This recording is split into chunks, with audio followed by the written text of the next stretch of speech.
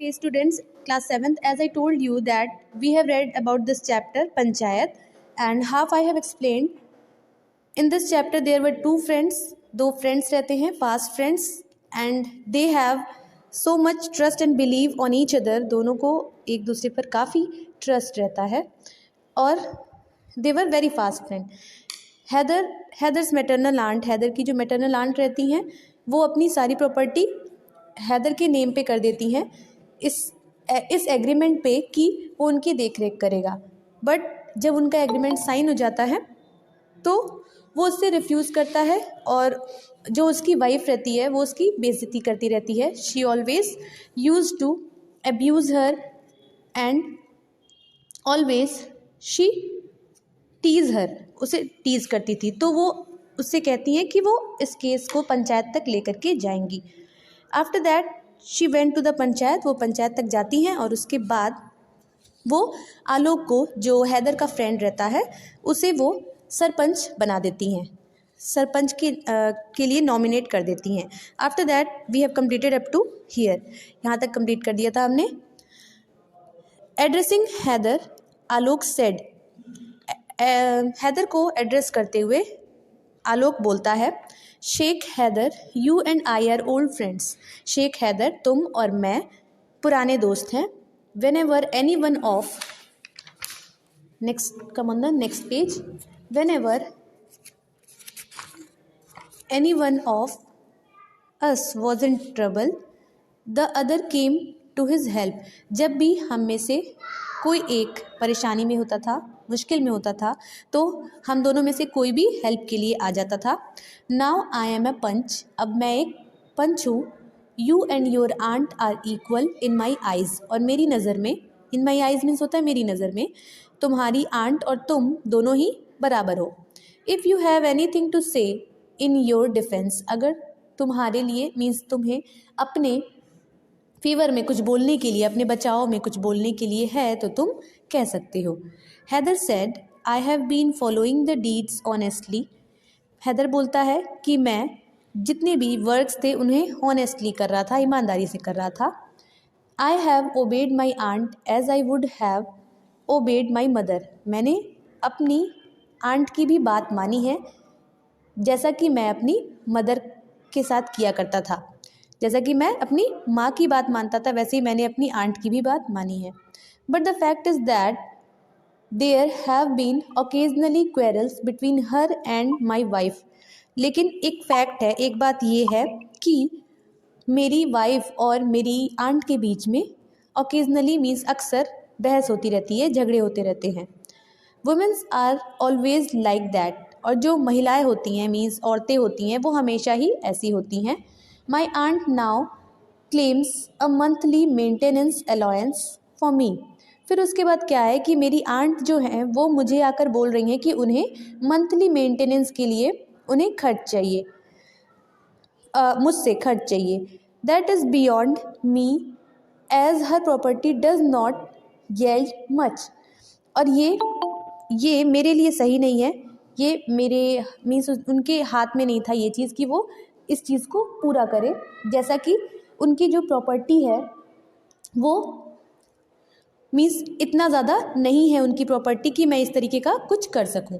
Beside there is no mention of it in the deed, और इस चीज़ के अलावा और भी कोई चीज़ मेंशन नहीं है उस डीड में, मीन्स उनकी देख रेख करने का ही था और भी कुछ नहीं था। आलोक चौधरी न्यू लॉ वेल, आलोक चौधरी जो था उसे नियम कानून मीन्स लॉज, जो रूल्स होते हैं, उसका ज्ञान बहुत ज़्यादा था। He silenced by Haider his cross examination, he silenced by Haider his cross examination. वो क्या करता है, वो जब क्रॉस एग्जामिनेशन करता है मीन्स क्वेश्चन पे क्वेश्चन अराइज करता जाता है तो हैदर उससे शांत हो जाता है। Each question that be thundered out fell like the blow of a hammer. हर क्वेश्चन उसका जैसे लग रहा था कि एक हैमर से, हैमर का की हवा मीन्स आई हो, जैसे लग रहा था कि उसे कोई कुल्हाड़ी से कुल्हाड़ी कोई मार रहा हो, ऐसा उसे लग रहा था। At this Haidar was wondering, इसके बाद हैदर देखता है, what devils is there in this friend of mine? Only a moment ago he was talking to me so cordially. इसके पहले तो थोड़ी देर पहले अभी वो मुझसे इतने अच्छे तरीके से बात कर रहा था. Cordially means very, in a very good way. वो अच्छे तरीके से मुझसे बात कर रहा था. Now he seems to be bent upon digging my grave. और अभी तो ऐसा लग रहा है कि ये जैसे मेरी कब्र खन रहा है. डिगिंग माई ग्रेव मीन्स होता है कब्र खनना. जैसे लग रहा है कि वो मेरी कब्र खन रहा है. God knows what ancient grudge he is feeding fat today. पता नहीं ये कौन से जलन का मीन्स बदला ले रहा है आज मुझसे. Now while Haidar was still lost in those thought, Alok pronounce the verdict. जब हैदर इस सोच में खोया रहता है, जब वो ये सारी बातें सोच रहा होता है, तो आलोक प्रोनाउंस्ड, आलोक मीन्स जो पंच बना रहता है उसका फ्रेंड, वो बुलाता है, प्रोनाउंस करता है मीन्स बुलाता है. वर्डिक्ट मीन्स होता है जजमेंट, जो जजमेंट होता है वो बताता है. Haidar Sheikh the member of panchayat have gone into the matter most carefully. और वो बोलता है कि हैदर शेख जो पंचायत के मेंबर्स हैं वो इस मैटर में बहुत केयरफुली, बहुत ध्यान से उन्होंने ये इस मैटर को सुना है.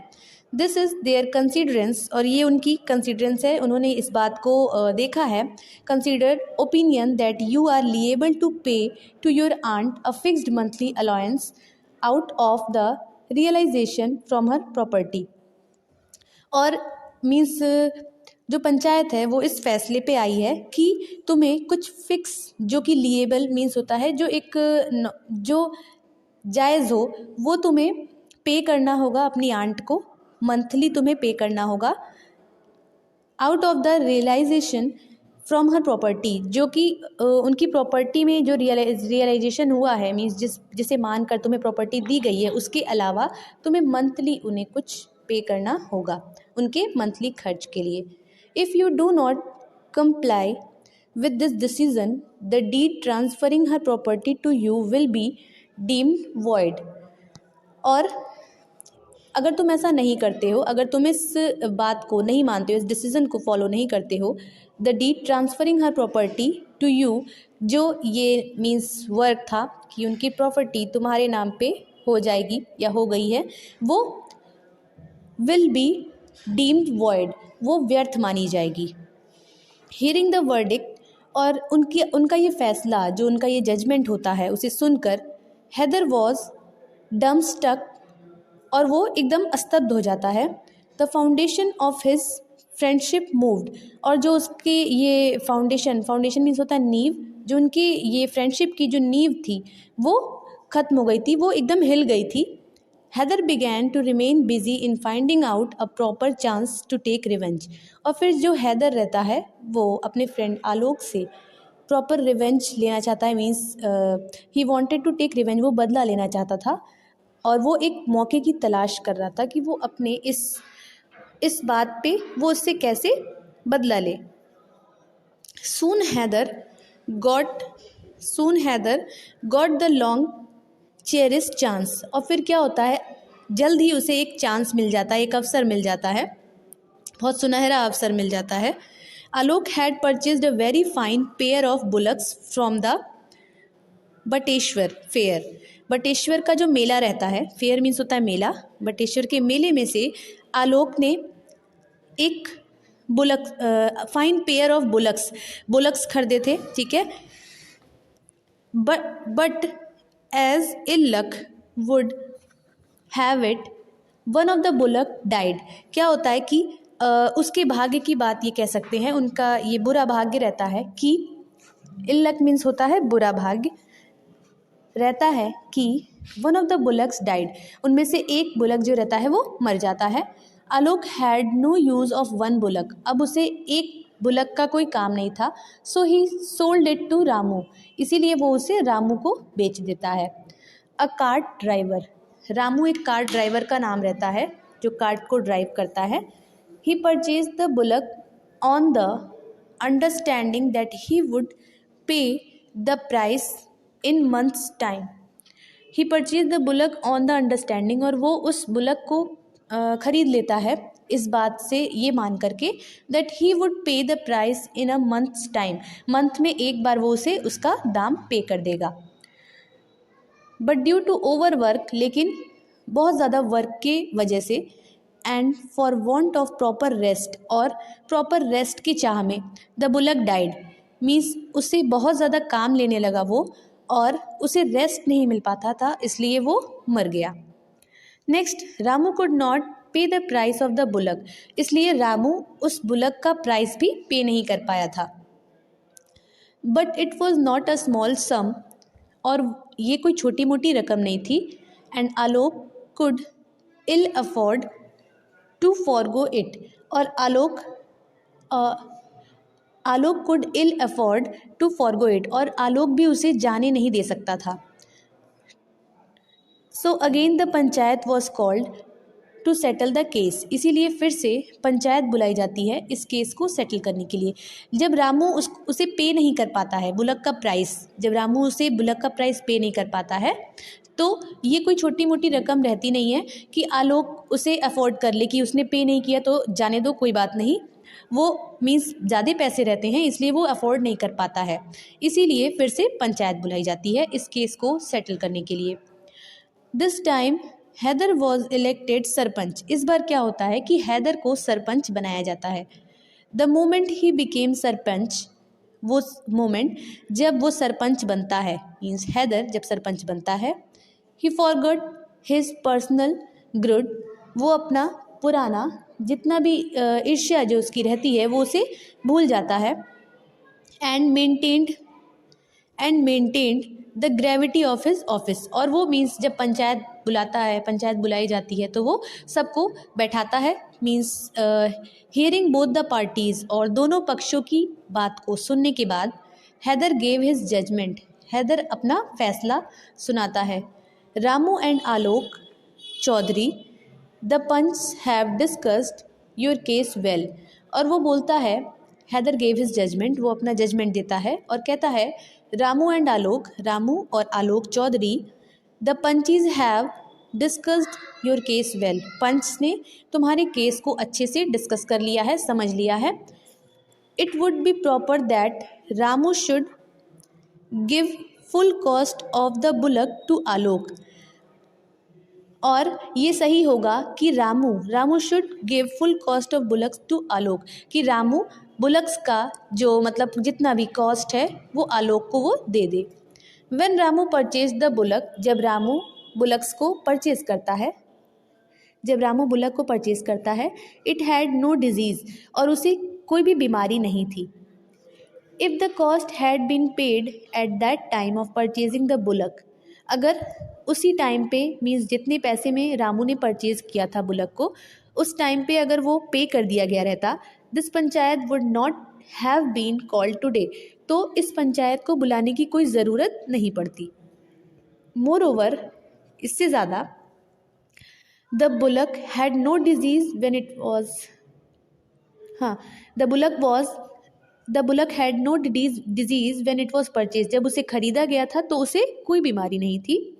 The bullock died because of much work was taken from it, bullock इसलिए मर जाता है कि उससे बहुत ज़्यादा काम लिया गया। And there was no proper arrangement of feeding it, और उसे मीन्स खिलाने पिलाने का कोई प्रॉपर अरेंजमेंट नहीं था। हियरिंग द जजमेंट, इस न्याय को सुनने के बाद, जजमेंट फैसले को सुनने के बाद, Alok could no longer contain his feeling, Alok अपनी फीलिंग्स को रोक नहीं पाया। He stood up and shouted over and over again, victory to the panchayat, और वो खड़ा हो जाता है और चिल्लाने लगता है और कहता है, चिल्लाकर बोलने लगता है बार बार, victory to the panchayat means panchayat की जय हो। The crowd took up the cry and soon the whole village echoed with victory to the panchayat, और जो क्राउड रहती है मीन्स जो भीड़ इस फैसले को मीन्स इस जजमेंट को सुनने के लिए आई रहती है, वो एक क्राई का रूप ले लेती है, मीन्स सभी लोग एक साथ बोलने लगते हैं। द होल विलेज इकोड, एक साथ एक गूंजते हुए स्वर के साथ बोलने लगते हैं, विक्ट्री टू द पंचायत।